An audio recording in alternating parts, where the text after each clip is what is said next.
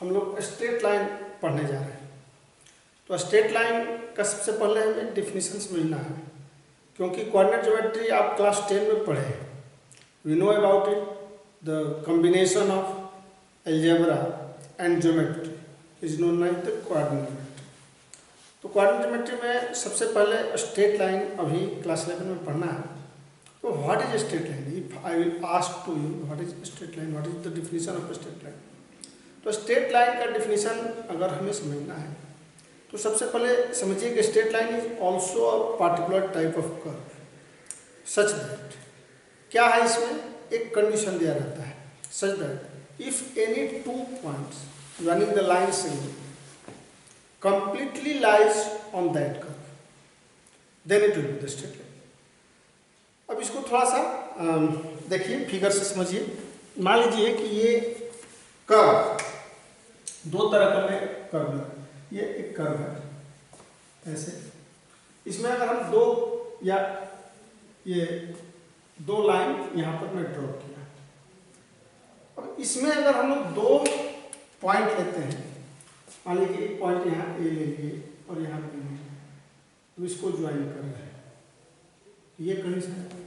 यहाँ ए लिए और यहाँ बी लिए और इसको ज्वाइन किए, तो ये कंडीशन है।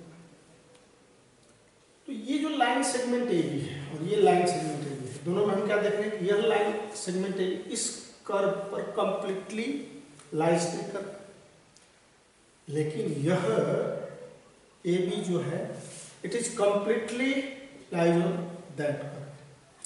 तो ऐसा कर्व जिसमें हम कोई भी टू पॉइंट्स लेते हैं और वो टू पॉइंट्स का लाइन सेगमेंट जो लेते हैं, तो टोटल पॉइंट और line segment both will be completely lies on that curve, then such type of curve is known as the straight line. इस टाइप का कर्व नहीं होगा स्ट्रेट लाइन, लेकिन इस टाइप का कर्व स्ट्रेट लाइन होगा।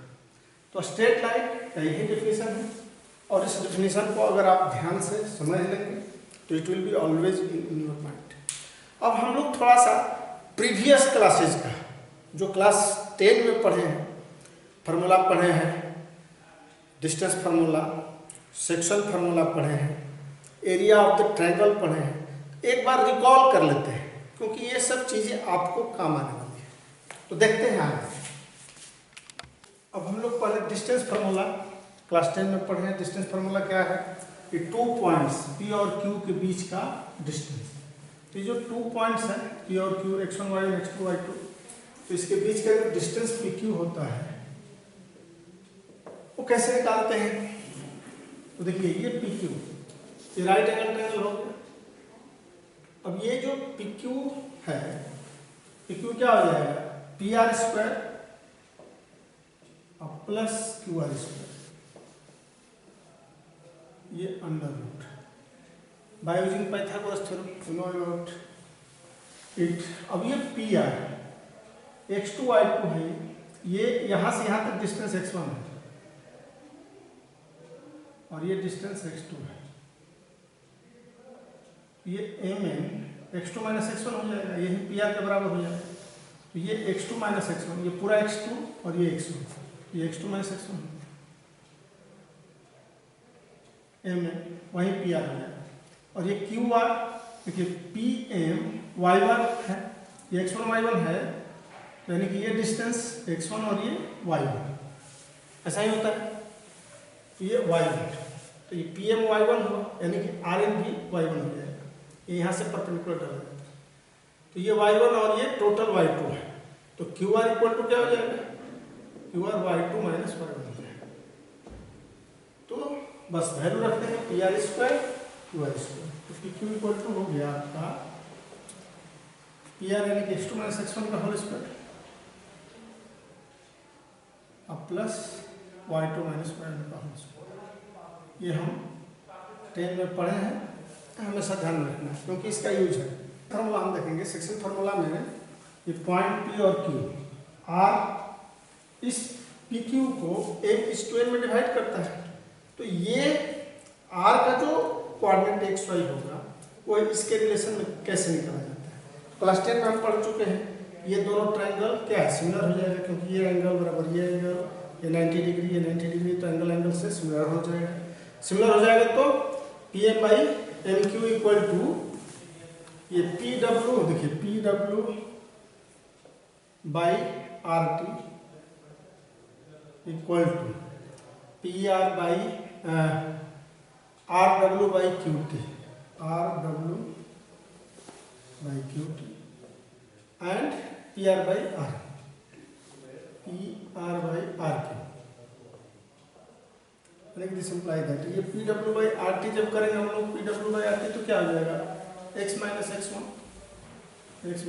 One by R T, तो X two minus x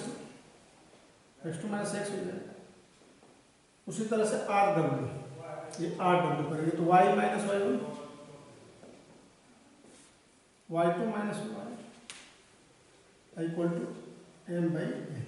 तो इसको लेकर के जब सॉल्व करते हैं तो एक्स इक्वल टू, इसको इससे एक्स इक्वल टू आ जाता है M X two plus N X one by M plus N, Y equal to लेके चलते हैं तो M Y two plus N Y one, ये इंटरनली इंटरसेक्ट है बाई एम प्लस एन हो जाता है। अब देखिए इसको अगर हम एक्सटर्नली करेंगे यानी कि ये इंटरनली होगा। अब इसी सेक्शन फार्मूला में दो होता है, इंटरनली और एक्सटर्नली। अगर यह आर एक्सटर्नली इस पॉइंट को, यह आर, अब ये आर यहाँ पी क्यू हम पॉइंट लेते हैं, पी क्यू को एक्स टू वाई टू लेते हैं, एक्स टू वाई टू, और ये आपका आर हो गया। और ये एम इज टू एन ऐसे P R by P Q, P R by P Q हो गया, तो एम बाई एन में माने ये इसको एक्सटर्नली, अगर आर एक्सटर्नली इसको डिवाइड करें तो उस कंडीशन में ये पूरा लेना होता है। तो इसमें ये जो एक्स वाई होगा वो एक्स वाई क्या हो जाएगा, यहाँ प्लस है माइनस हो जाता है, यानी कि एक्सटर्नली जब होगा तो X equal to M X two minus N X one by M minus N and y equal to M Y two minus M Y one by M minus. Mid point of line segment यानी कि अगर Q mid point हो जाए external limit, तो mid point होने पर यानी कि ये अगर दो बिंदु है P और Q, P Q x1 y1 और x2 y2, और ये P एक्स वाई निकालना, ये मिड पॉइंट है। मिड पॉइंट यानी कि रेशियो 1:1 हो जाएगा। ये कितना हो सेंटीमीटर का है, लेकिन रेशियो तो 1:1 होगा अगर मिड पॉइंट है तो जब इस फार्मूला में इसको हम लेंगे x इक्वल टू 1 यानी कि x2 प्लस x1 1 यानी कि 2 हो जाएगा, और y भी y2 प्लस y1 1 प्लस 1 यानी कि 2 हो जाएगा। एरिया ऑफ ट्रायंगल जो होता है इसमें P x1 y1 q x2 y2 x3 y3, तो एरिया ऑफ ट्रायंगल ये आप याद रखिए हाफ। देखिए x1 लेते हैं तो y2 minus y plus x2 लेंगे तो y3 minus y plus x3 लेंगे तो y1 माइनस y। ये साइक्लिक ऑर्डर में आप ध्यान रखेंगे हाफ इनटू, तो एरिया ऑफ ट्रायंगल हो जाएगा। अगर ये एरिया ऑफ ट्रायंगल 0 हो जाए तो ये पी क्यू आर क्या हो जाएगा, कोलिनियर पॉइंट्स हो जाएंगे। तो ये हम लोगों का 10 का था, थोड़ा सा इस नॉलेज का हम यूज करेंगे। Slope of A line, slope of A line क्या होता है, कोई भी लाइन मान लीजिए दैट इज द लाइन है, ये एंगल बनाता है एंटी क्लॉकवाइज थीटा।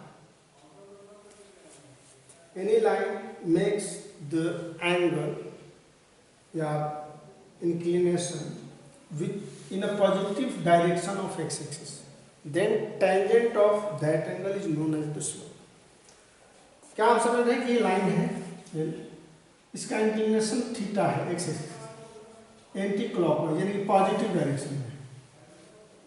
इस पॉजिटिव डायरेक्शन में जो एंगल बनता है थीटा, इसका टैंजेंट लेते हैं टैन थीटा। यानी कि if theta is the inclination of the line A, then tan theta is called the slope of a line. Slope भी कहते हैं, ग्रेडियंट भी कहते हैं इसको। तो इस स्लोप tan थीटा हो गया, इसको हम m से डिनोट करते हैं, m equal to tan theta. अब थीटा देख रहे हैं, थीटा का वैल्यू क्या हो सकता है भाई? तो थीटा में भी 0 से बड़ा थीटा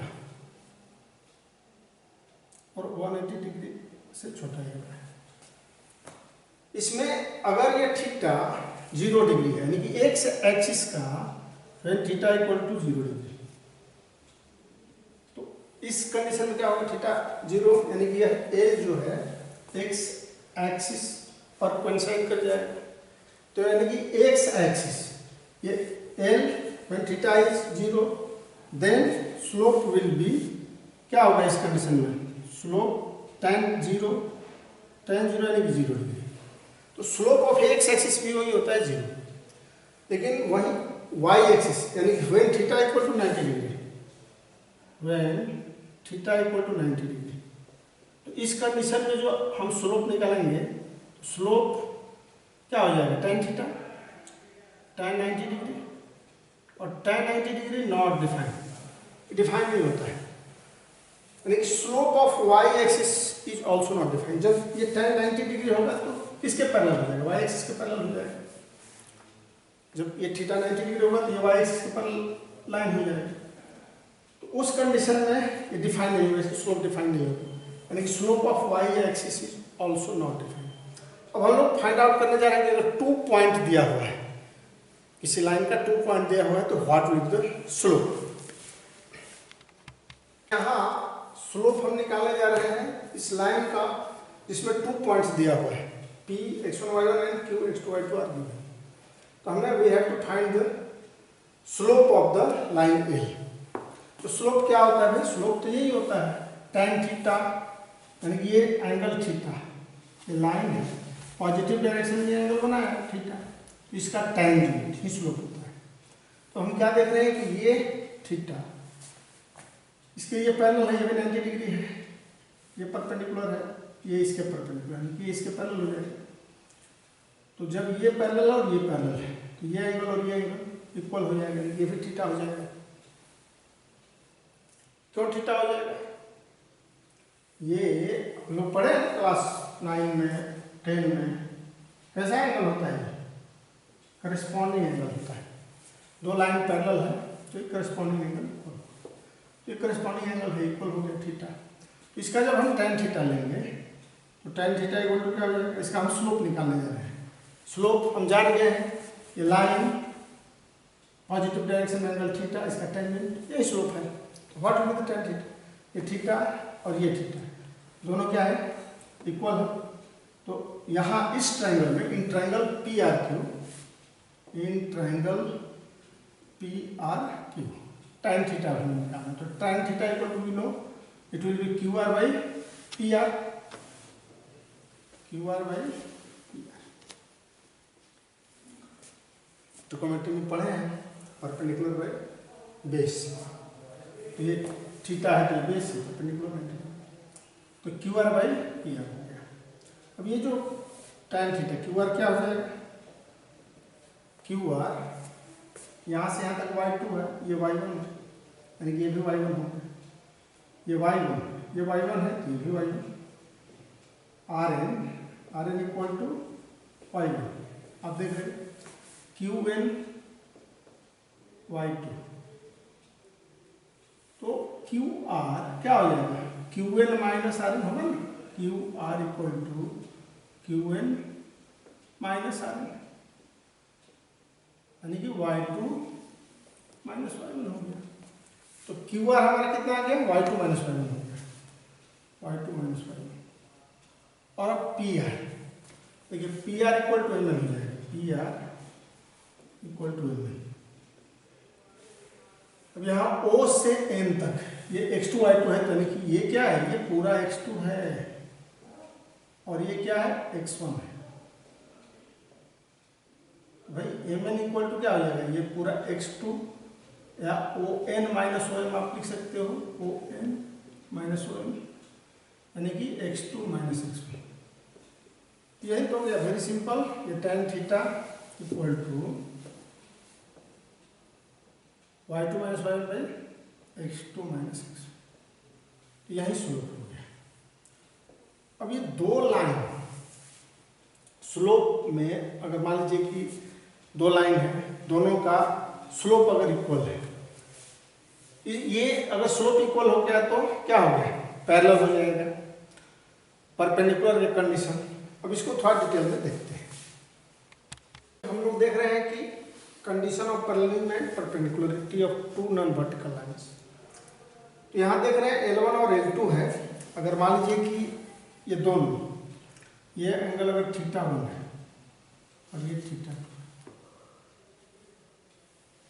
अगर L1 पैरेलल टू L2 है तो कंडीशन क्या होगा इसके स्लोप का।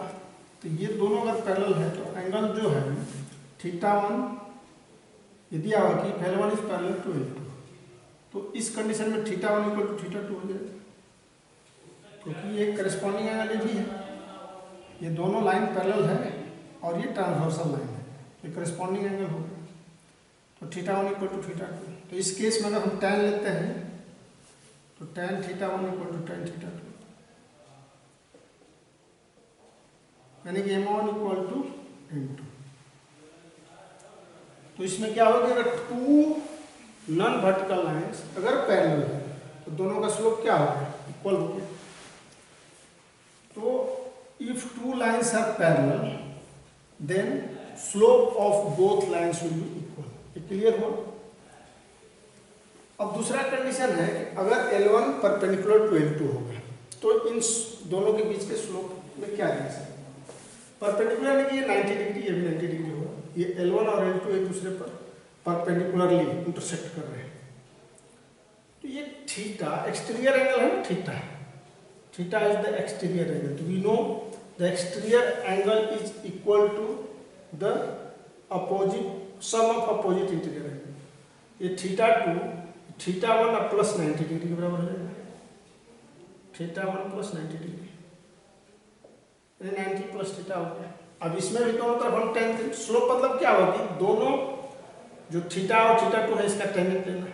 तो स्लोप में रिलेशन देख लीजिए, ये tan θ2 हो जाएगा, ये भी tan 90 डिग्री प्लस θ1 हो जाएगा।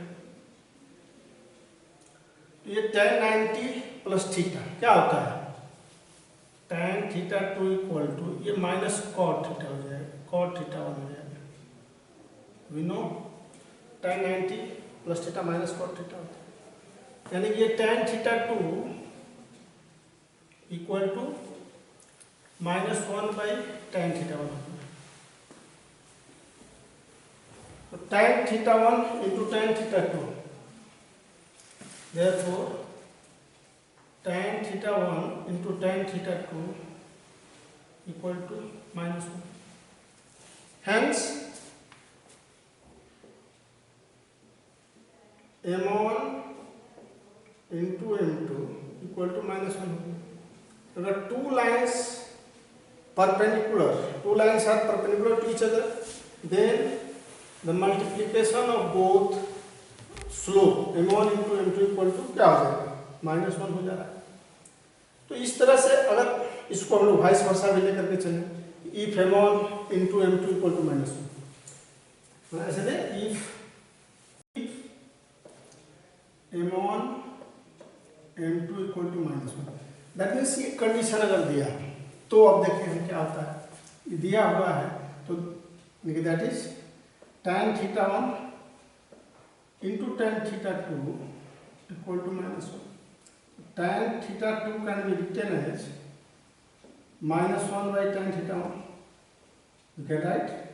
अब ये -1 बाई tan θ क्या है, tan θ2 इक्वल टू -cot θ1 हो जाएगा, और ये और cot θ1 can be written as tan 90 plus θ1, therefore θ2 equal to 90 plus θ1, यानी कि θ2 माइनस θ1 इक्वल टू 90।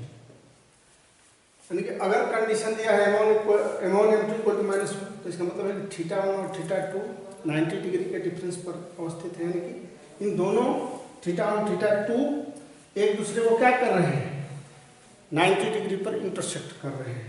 तो इस तरह से अगर दो लाइन परपेंडिकुलर है तो m1 into m2 equal to -1, ये कंडीशन, और if m1 into m2 equal to -1 दिया हुआ है तो इसका मतलब है कि दोनों लाइन परपेंडिकुलर है। Two lines L1 and L2, मान लेते हैं कि theta is the angle between L1 and L2। यहाँ let theta is the angle between L1 and L2। तो थीटा निकालना है हमें। अब ये जो लाइन L1 है, L1 makes alpha 1 with the positive direction of x-axis and L2 makes alpha 2 with the positive direction of x-axis। ये alpha 2 is the exterior angle, ये थीटा अगर है तो ये भी थीटा हो जाएगा, और ये एक्सटीरियर एंगल है तो exterior angle is equal to the sum of opposite interior angle. Sum of opposite interior angle is here alpha 1 and theta, तो alpha 2 equal to alpha 1 plus theta, theta equal to it becomes alpha 2 minus alpha 1. So we have to find tan theta. So tan theta, tan alpha 2 minus alpha 1, यानी कि ये tan a minus B पर इसको हम लोग लिखेंगे तो it will B tan alpha 2 minus tan alpha 1 by 1 plus tan alpha 1 into tan alpha 2, ये tan थीटा हो गया।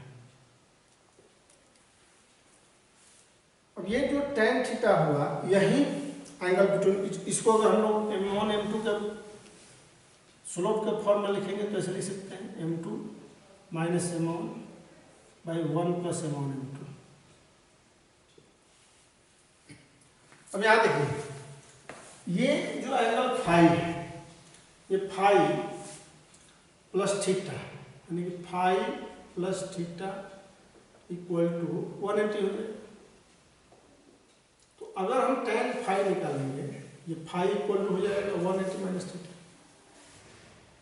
तो tan फाई, ये tan phi can be written as tan 180 minus theta, tan 180 minus theta equal to minus tan theta, minus tan theta.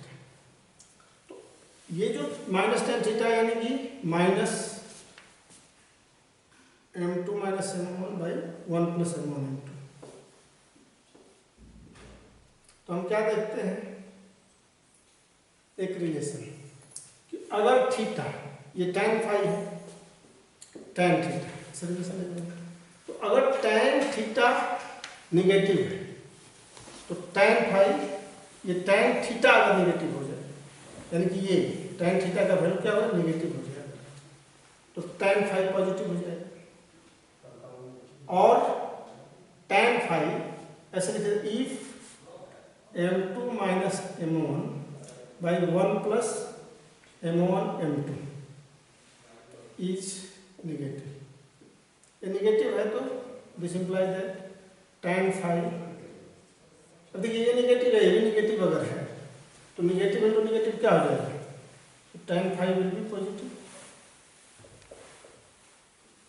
इसका मतलब क्या है कि अगर थीटा एक्यूट है तो फाई, थीटा ऑब्ट्यूज है तो फाई एक्यूट होगा, ये दोनों में relation, theta obtuse, phi plus theta 180 है, तो if theta will be acute then phi will be obtuse, when phi will be obtuse यानी tan फाई पॉजिटिव होगा, तो उस केस में ये निगेटिव यानी कि थीटा निगेटिव, तो जब फाई एक्यूट होगा तो थीटा ऑब्ट्यूज होगा। तो यही है एंगल बिटवीन टू लाइंस, ध्यान में रखना। और वही कंडीशन, फिर अगर मान लीजिए पैरेलल का कंडीशन है तो tan theta, theta will B 0, तो m2 इक्वल टू m1 हो जाएगा। इससे भी हम लोग निकाल सकते हैं पैरेलल का कंडीशन और परपेंडिकुलर का कंडीशन, जो हम लोग इससे पहले देख चुके हैं। तो यही एंगल बिटवीन टू लाइंस हो गया। और इसका यूज करके अब हम लोग अगला एक्सरसाइज जो दिया हुआ है उसको सॉल्व करें।